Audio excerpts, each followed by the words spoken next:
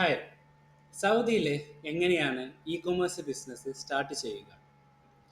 ആമസോണിലും നൂണിലും അതുപോലെ സ്വന്തമായിട്ടുള്ളൊരു വെബ്സൈറ്റിൽ ഷോപ്പിഫൈയിലൊക്കെ ഡെവലപ്പ് ചെയ്തിട്ട് ഒരു നല്ലൊരു ഇ-കൊമേഴ്സ് ബിസിനസ് സ്റ്റാർട്ട് ചെയ്യണം. ഓക്കെ. അപ്പോൾ അതെങ്ങനെയാണ്, അതിനാവശ്യമുള്ള കാര്യങ്ങൾ എന്തൊക്കെയാണെന്നാണ് ഈ ഒരു വീഡിയോയിലൂടെ ഞാൻ എക്സ്പ്ലെയിൻ ചെയ്യുന്നത്.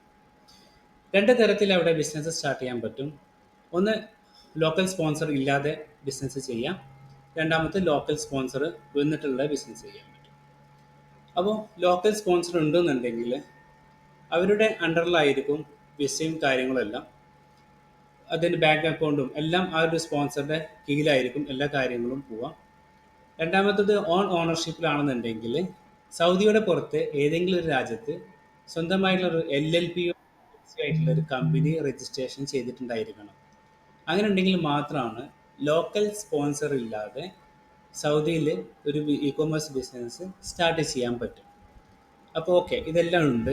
ഇനി എന്തെല്ലാമാണ് റിക്വയർമെൻറ്റ്സ് എന്നുള്ള ലീഗൽ ആയിട്ടുള്ള റിക്വയർമെൻറ്റ്സ് എന്തൊക്കെയാണ് നമുക്കൊന്ന് ചെക്ക് ചെയ്യാം. അതിനാവശ്യമായുള്ളത്, ഫസ്റ്റ് ബിസിനസ് രജിസ്ട്രേഷൻ ചെയ്തിട്ടുണ്ടായിരിക്കണം. രണ്ടാമത്തത്, സൗദിയിലെ നാഷണൽ അഡ്രസ്സ് ചെയ്തിട്ടുണ്ടായിരിക്കണം. നാഷണൽ അഡ്രസ്സ് പറയുമ്പോൾ ഒരു കോവർക്ക് സ്പേസ് ഒക്കെ എടുത്തിട്ട് അങ്ങനെ ചെയ്യാം. അതായത് ഒരു അഡ്രസ്സ് ഉണ്ടായിരിക്കണം, ബിസിനസ് അഡ്രസ്സ്, അതാണ് ഉദ്ദേശിക്കുന്നത്. പിന്നെ വരുന്നത് വാറ്റ് രജിസ്ട്രേഷൻ നിർബന്ധമാണ്. വാറ്റ് രജിസ്ട്രേഷൻ ചെയ്തിട്ടായിരിക്കണം.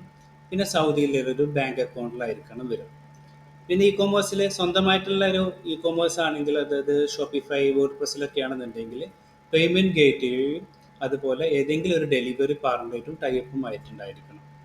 അതല്ല, ഇനി ആമസോൺ, നൂണ്, ട്രെൻഡിയോൾ പോലെയുള്ള മാത്രം അതിലാണ് ഫോക്കസ് ചെയ്യുന്നതെങ്കിൽ സ്വാഭാവികമായിട്ടും ആമസോണും നൂണും അവരൊക്കെ ഒരു പ്രൊഡക്റ്റ് ഡെലിവറി ചെയ്യാൻ വേണ്ടിയിട്ടുള്ള സർവീസുകളൊക്കെ തരുന്നുണ്ട്.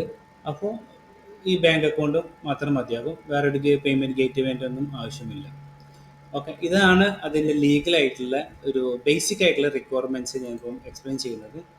ഇനി നേരെ ഓൺ ഓണർഷിപ്പിലോടുള്ള ബിസിനസ് ആണെങ്കിൽ, അതായത് നമ്മുടെ സ്വന്തം പേരിലുള്ള ഓൺ ഓണർഷിപ്പിലാണെന്നുണ്ടെങ്കിൽ അതിന് നേരത്തെ പറഞ്ഞ പോലെ ഒരു LLPയും അല്ലെങ്കിൽ ഒരു LLC ആയിട്ടുള്ള രജിസ്ട്രേഷൻ ചെയ്തിട്ടുള്ള ഒരു കമ്പനി സൗദിയുടെ പുറത്ത് ഏതെങ്കിലും ഒരു രാജ്യത്ത് ഉണ്ടായിരിക്കണം. എന്നാൽ മാത്രമാണ് ഓൺ ഓണർഷിപ്പിൽ അവിടെ ബിസിനസ് ചെയ്യാൻ കഴിയുള്ളൂ.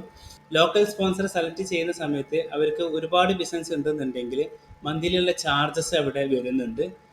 ഓക്കെ, അതല്ല അവർക്ക് ഈ ഒരു ബിസിനസ് മാത്രം ഉണ്ടെങ്കിൽ വേറെ ചാർജസ് ഒന്നുമില്ല. ഇതുമായി ബന്ധപ്പെടുന്ന ഡീറ്റെയിൽ ആയിട്ടുള്ള വീഡിയോ വരുന്ന ദിവസങ്ങളിൽ അപ്ലോഡ് ചെയ്യും. അപ്പോൾ കൂടുതലായിട്ട് അതിൻ്റെ ഡീറ്റെയിൽ ആയിട്ട് മനസ്സിലാക്കാൻ കഴിയും.